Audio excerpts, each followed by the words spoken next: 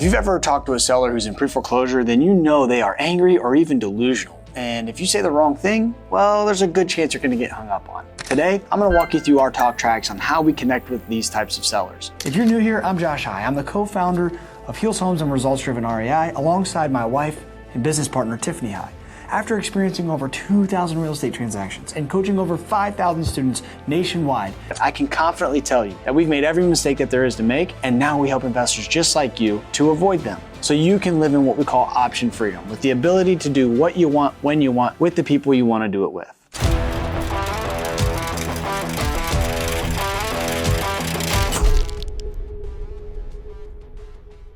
Now, when it comes to talking to someone who's in pre-foreclosure, we take a slightly different approach than we do with your normal distressed seller. And what do I mean by that? Well, if I lead with, hey, you're in foreclosure, a lot of times people are really angry. In fact, these sellers go through this psychological pattern.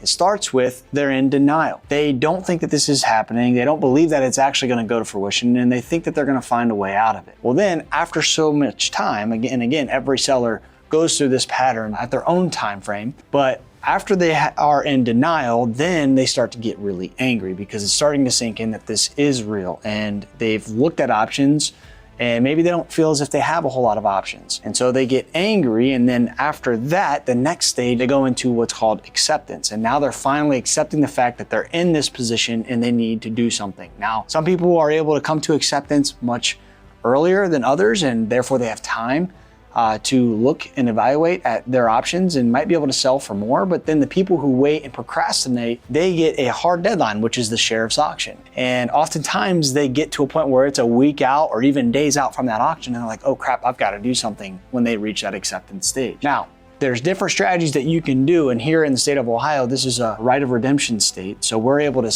even buy and save the house for them after the auction. But there's other strategies that we'll get into in another video on how we can delay that auction to give us time, even if it's days before the auction.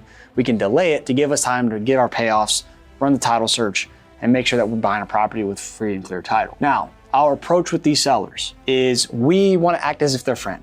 And when we talk to them, we're explaining, hey, I'm Josh. I'm reaching out because it looks like the bank's been giving you some trouble. You see how that's different than, hey, this is Josh. Are you interested in selling your property? I want to take this approach because they may not know, first and foremost.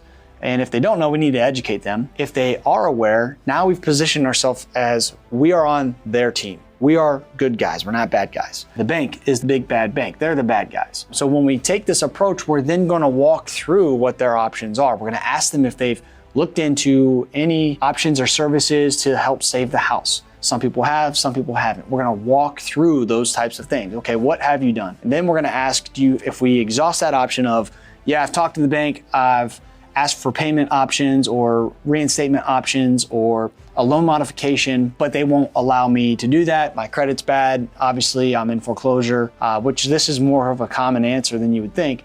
And so therefore that option has been exhausted. The next step is, do you have access to any kind of capital? Do you know what that reinstatement amount is? Is it 10,000, 15,000, 20,000, 25,000? When they let us know that, we've got to ask, do you have any connections or do you have access to that 20 or 25,000 to bring a loan current so you can save the house? Most people don't have that, which leads us to the last option, which is, have you considered selling the property and cashing out on the equity that you have? This is where most of our sellers get to. And these are the types of deals that we're able to work through. Let's fast forward to now the auction. All right, so we're out of pre-foreclosure, in foreclosure. Now the auction is scheduled. When the auction is scheduled, we take a different approach at this point. At this point, we are now calling them to inform them that we see on whatever county website, whatever county this property falls in.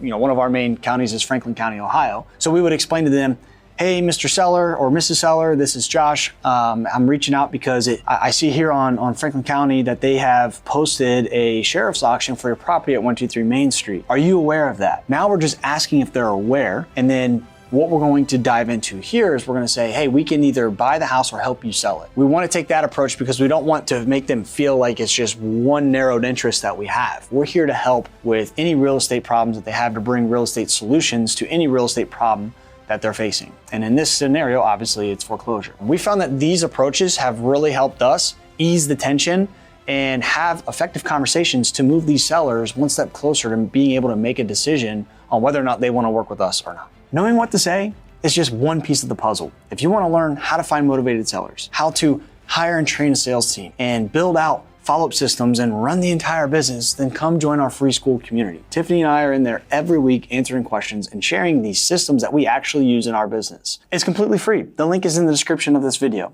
We'll see you there.